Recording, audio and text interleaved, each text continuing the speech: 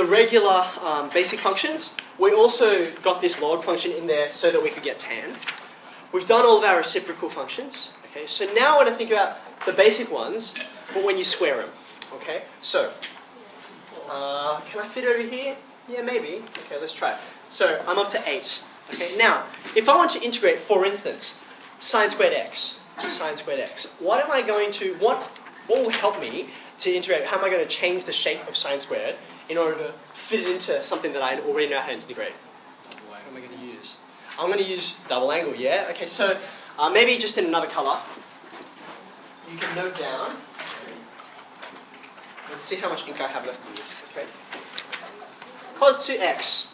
Okay. You can write this in 2 different ways. Yeah. So I wanted to do sine squared first.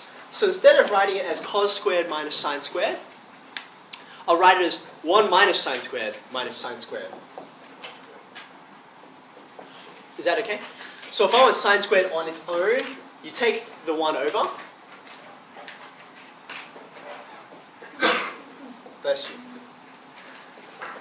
And now I divide by -2. Okay? So that's going to switch the order here and put a half out the front. Sine squared x is a half 1 minus. Alright? So therefore, that's my preliminary result, much like these preliminary results which lead to this. So if I integrate both sides with respect to x, the integral of sine squared x dx is equal to, I'm going to leave that half out the front.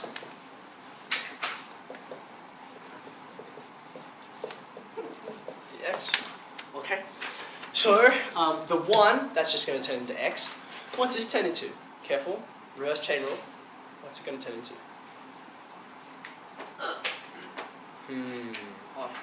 It's going to have come from a sine 2x, right? But because you've got your 2 there, that's going to multiply at the front when you do chain rule, if we were considering in reverse. So therefore, you got your half out the front, 1 turns into an x, and this will turn into negative half sine 2x. Plus your constant. Okay? So if you can think, just to check, if you were to differentiate this back, the 2 would come out the front and you'd cancel out. So that's why the coefficient is just 1. So x on 2. Oh yeah, that's okay. A quarter sine 2x. Okay. All right. Therefore, if I were to do cos squared, I can take advantage of the same identity, right? Except instead of saying cos 2x is equal to this, which is in terms of all the sines, what difference does it make when I put it in terms of coses? Oh, never mind. That's good. Sorry. Changes order. So I'm going to get 2 cos squared x minus 1. Yeah. So now when I'm integrating, cos squared x instead. Okay. The eventual result, I think, when you get to this point, you'll have a plus here instead of a minus. So I'll be integrating, half out the front, 1 plus cos 2x with respect to x. So because this is so similar, it's just a change of sign. I'm going to go straight to this line, but it's a plus.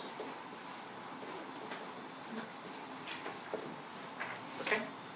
Yeah. Okay so far? Okay, that's fine. I welcome thinking about things. Alright, last one. Sine squared, cos squared, tan squared. Now, before I write down tan squared, what are we going to do? How are we going to change it? It still starts from a similar identity, but it's not this one. Which one should we use? Good. So just to rewind, if you're not too good with remembering your, I was never good at remembering the sec squared and tan squared one. Just start back at this one. It's generally agreed that this one's not too hard to remember. And to get from here to the tan and sec one, you divide everything through by cos squared, right? Because you see, that's going to turn that into 1, right? It's going to turn this into tan squared, and it turns this into sec squared, right? So 1, tan squared, sec squared. What I really want is just tan squared.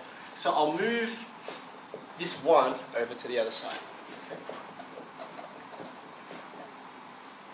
Okay?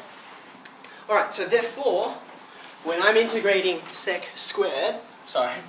tan squared, what I'll end up with is sec squared minus 1.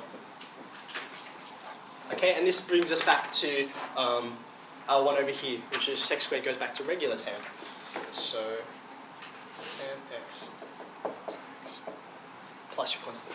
Ta-da! Alright. Now we'll get to the inverse trig ones a bit later on. But the sheet I'm going to give you in a second, that's plenty to get started, just in case you couldn't remember it. I hope it helps you to see where they come from. I had a lot of trouble, even though a lot of them are on the standard integral sheet, still using them properly, I would get things mixed up because so many of them are so similar to each other.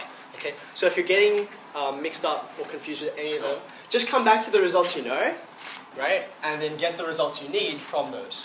Okay.